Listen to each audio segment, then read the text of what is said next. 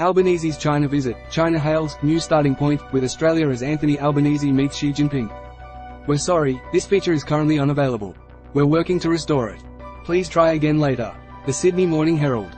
The Sydney Morning Herald. Sections. Network. Advertisement. Politics. Federal. China relations. Xi says China and Australia have worked out some problems but trust issues remain.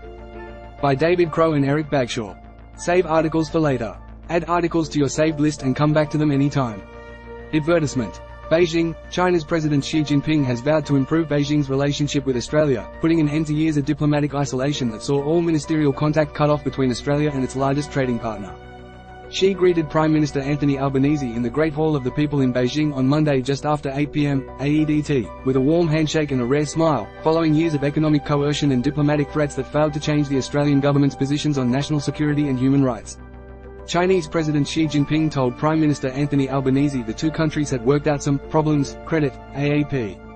In a veiled reference to disputes that have included human rights crackdowns in Hong Kong, military threats towards Taiwan, bans on Chinese companies in Australia, $20 billion in trade strikes, and several Australians detained in China, Xi said Australia and China have worked out some problems.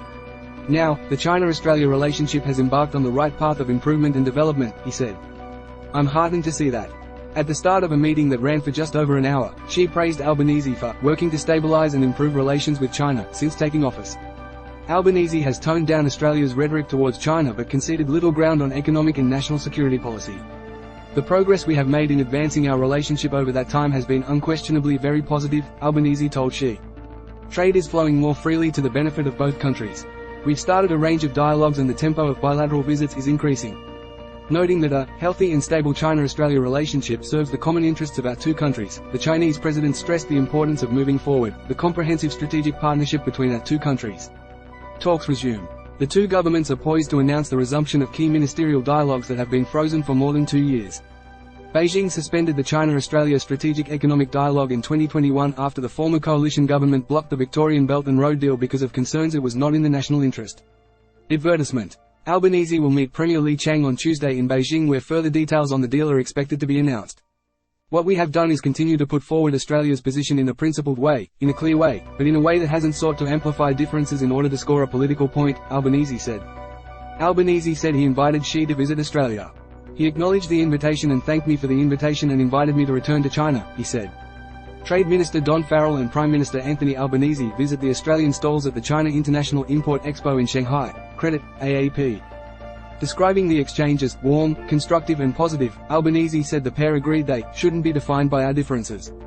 Xi lobbied for Australia to support China's push to join the Comprehensive and Progressive Agreement for Trans-Pacific Partnership, CPTPP, one of the world's largest trade blocs.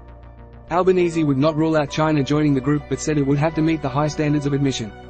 Trade Minister Don Farrell said last year China had no prospect of joining the 12-member bloc. He asserted China's wish to join the CPTPP, Albanese said. It needs a unanimous agreement by all of the parties. Countries, if they are going to get accession to the agreement, have to show a pattern of agreement going forward.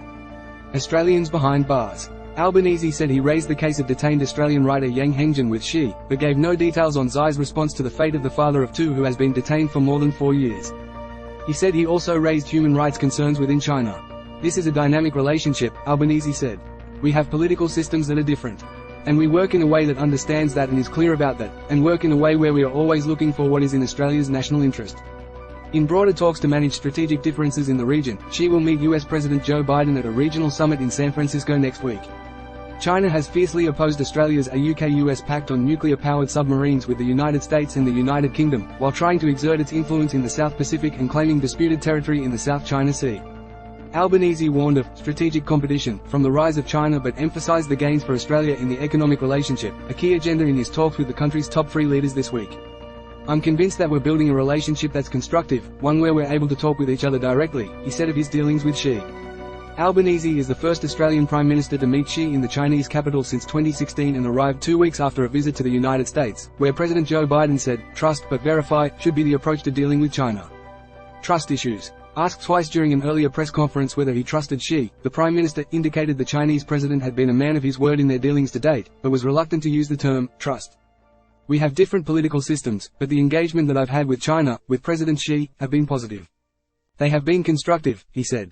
He has never said anything to me that has not been done, and that's a positive way that you have to start off dealing with people. We recognize as well that we come with different political systems, very different values arising from that, and different histories. But we deal with each other at face value. Albanese also met the third most powerful leader in China, Zhao Leji, the chairman of the National People's Congress, for talks before the meeting with the president. Chairman of the National People's Congress Zhao Leji greets Prime Minister Anthony Albanese in the Great Hall of the People in Beijing on Monday. Credit, AAP. In a positive message, Zhao called the China visit a new start in the relationship. Now we're at a new starting point, he told the Prime Minister. Touring the Temple of Heaven.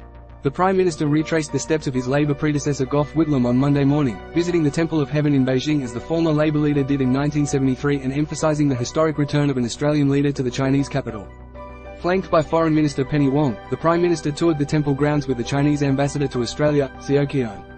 Speaking to reporters after the temple visit, Albanese restated his government's support for the UK-US alliance on nuclear-powered submarines with the US and the United Kingdom despite fierce objections from China.